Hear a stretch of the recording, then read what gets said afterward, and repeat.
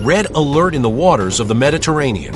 A suspicious ship is detected sailing toward Gaza in the dead of night. Israeli authorities receive the warning. Possible activity from modern-day pirates trying to sneak past the toughest naval blockade in the world. Armed soldiers get ready for a high-risk operation.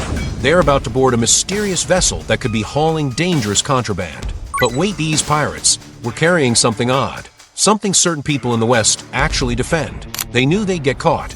They knew they'd be called pirates, terrorists, criminals. But what they didn't expect was that their so-called humanitarian piracy would expose to the whole world the brutal reality of a conflict that's turned the Mediterranean Sea into a floating prison. This is the real story of how activists became the most wanted pirates in the Middle East, and how a simple humanitarian mission turned into the most controversial naval incident of 2025. Get ready, because the truth behind this interception is going to blow your mind. In the early hours of July 27th, 2025, Israeli naval forces intercepted the ship Handala in international waters, about 130 kilometers from Gaza. A ship headed for Gaza, carrying humanitarian aid and activists, was intercepted by Israeli forces late that Saturday night, less than 130 kilometers from its final destination, according to the human rights group Freedom Flotilla. The vessel carried 21 international activists and journalists, along with essential supplies. The list of detainees included those 21 people, and all the cargo was seized: baby formula, food, and medicine, making it clear this wasn't a military operation, but a civilian humanitarian mission. This wasn't the first time Israel intercepted ships bound for Gaza in 2025. Back in June, another similar incident took place,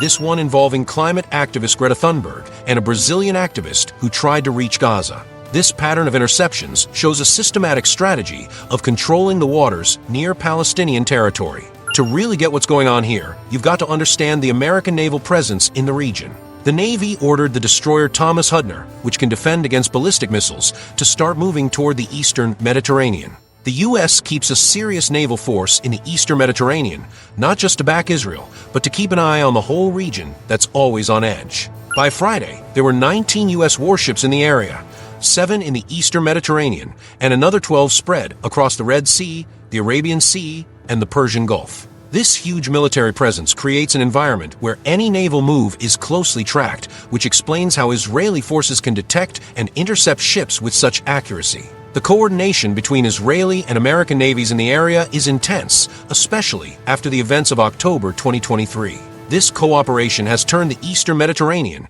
into one of the most heavily monitored maritime zones on the planet, where hardly anything slips past military radar. The activists on board the Handala didn't stay quiet about what happened. On social media platform X, they called on their governments to protect them. Their posts painted a picture very different from Israel's official story. The Freedom Flotilla organization, responsible for the mission, described the interception dramatically. Israeli forces intercepted the Handala in international waters around midnight on July 27, 2025, and contact with the activists was lost. This peaceful civilian mission was dedicated to the children of Gaza. They emphasized the humanitarian nature of the trip.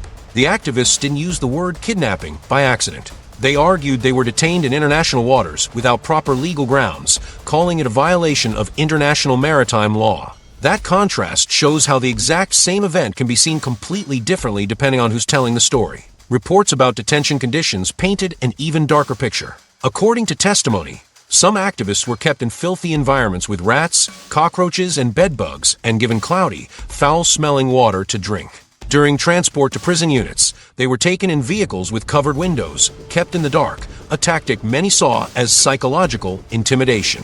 In protest, 14 of the 21 detained activists went on a hunger strike, while others accepted immediate deportation. The irony is brutal. People trying to bring aid to starving kids in Gaza ended up going hungry in Israeli cells. Diplomatic pressure from their home countries eventually led to deportations, but the precedent was set. Trying to help Gaza had literally become a criminal act in Israel's eyes. To understand why these interceptions happen, you've got to understand Gaza's naval blockade, one of the most controversial policies in the region. Since 2007, Israel has enforced a tight maritime blockade on Palestinian territory, controlling everything that goes in or out by sea. This blockade isn't just about security, it's about total control. Palestinian fishermen are restricted to working just a few kilometers offshore, often getting intercepted or attacked if they go beyond those invisible boundaries. Life at sea for Gaza has turned into a suffocating existence, where the horizon doesn't mean freedom, but an impenetrable wall. Israeli authorities say the blockade is necessary to prevent arms smuggling to groups like Hamas. But international critics argue it punishes Gaza's entire civilian population, turning the Strip into one of the most densely populated and isolated areas on Earth. The numbers from Gaza in 2025 show a frightening escalation of violence. Gaza's health authorities reported that at least 40 people died, most of them in Gaza City, in the opening hours of the offensive when airstrikes hit the city and tanks rolled into multiple neighborhoods. On one single day in September, at least 19 people were killed on a Friday due to Israeli airstrikes on the Strip, according to the Enclave's civil defense. These daily numbers reveal a devastating pattern that repeats over and over. The cumulative impact is crushing. The 44,000 deaths recorded by Gaza's health ministry don't even include those who died of disease, untreated sickness, or were buried under rubble.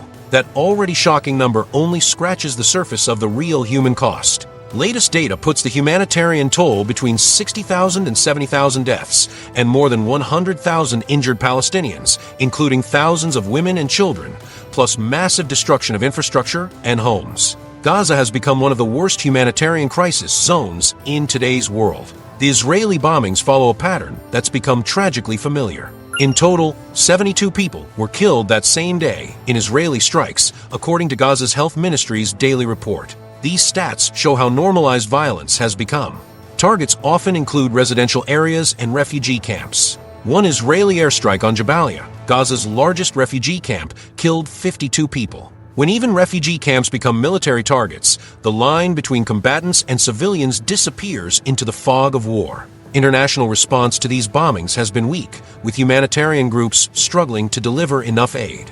Palestinian group Hamas called on the UN to create an international commission to investigate civilian deaths caused by Israeli forces, showing just how urgently oversight is needed. Each statistic hides broken families, crushed dreams, and an entire generation growing up with sirens and explosions as their background noise. Israel's retaliation campaign has killed more than 52,000 people, most of them women and children, according to the Palestinian Health Ministry, showing how disproportionately the most vulnerable are hit. Gaza's kids live a reality no child should know. Many have never seen a world without blockade, without bombings, without the constant threat of violence. For them, normal life means falling asleep to the buzz of military drones and waking up checking if their family is still alive. Basic infrastructure in Gaza has been shredded. Hospitals run without reliable power, schools are turned into shelters for the displaced, and sanitation barely works. This collapse of daily life creates a humanitarian crisis that goes far beyond the direct victims of bombs.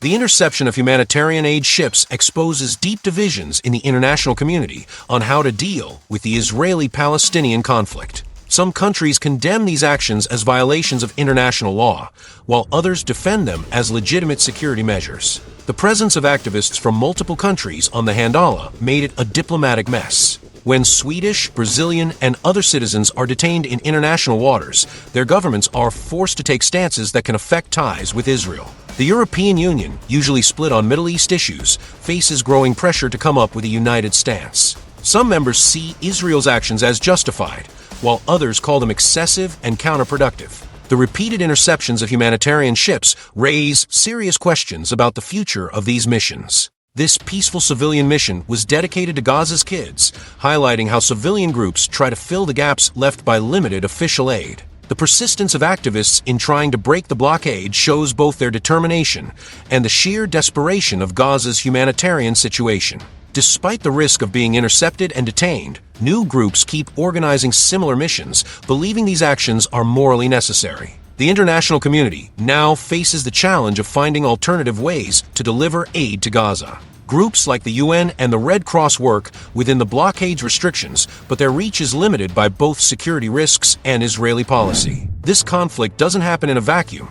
It's tied into the broader power games of the Middle East. The U.S. naval presence, tensions with Iran, and shifting regional alliances all shape how this conflict unfolds. The interception of humanitarian ships has become a symbol of how international law struggles in prolonged conflicts. When international waters can be patrolled and civilian ships seized without real consequences, people start questioning the strength of international protections. Israel's traditional allies find themselves in increasingly awkward positions, balancing historic support with growing domestic criticism of Israeli tactics. This tension is clearest in the U.S., where public opinion is splitting more and more over Middle East policy. The story of the Handala and other seized ships is more than a naval incident.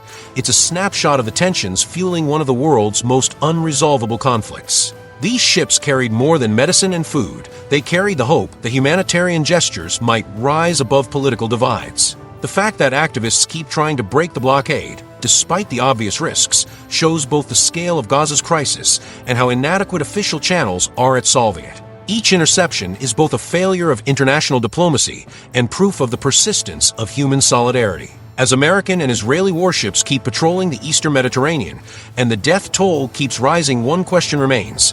Is there any path to a peaceful resolution that guarantees Israeli security while preserving Palestinian dignity? The answer to that question will decide not only the future of Gaza and Israel, but also the credibility of the international community in handling conflicts that seem permanent. Until then, ships like the Handala will keep braving increasingly dangerous waters, carrying not just supplies, but the last hopes of a besieged population.